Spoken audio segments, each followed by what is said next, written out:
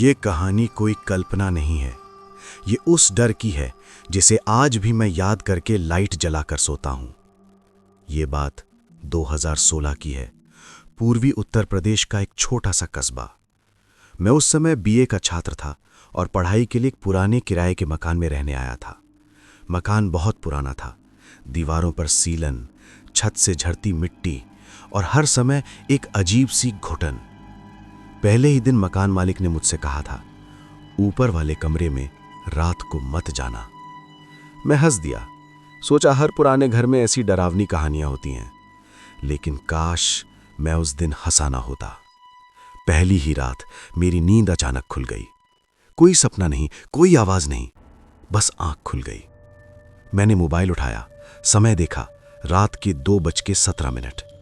अचानक ऊपर वाले कमरे से किसी के चलने की आवाज आई, बहुत हल्की, जैसे कोई नंगे पांव छत कर चल रहा हो। मेरा दिल तेज धड़कने लगा। मैं जानता था ऊपर वाला कमरा हमेशा बंद रहता था, ताला लगा हुआ, धूल से भरा हुआ। फिर भी उस रात वहां कोई चल रहा था। मैंने खुद को समझाया, कोई बिल्ली होगी या मेरा वहम। तभी छत से कुछ टपक कर मेरे चेहरे पर गिरा। मैंने आंख पोंछी, पानी नहीं था। मैंने लाइट जलाई।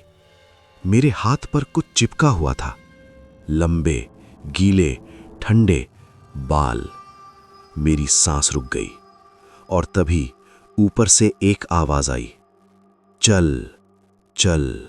फिर वही आवाज, इस बार और पास, नीचे क्यों जाग रहा है।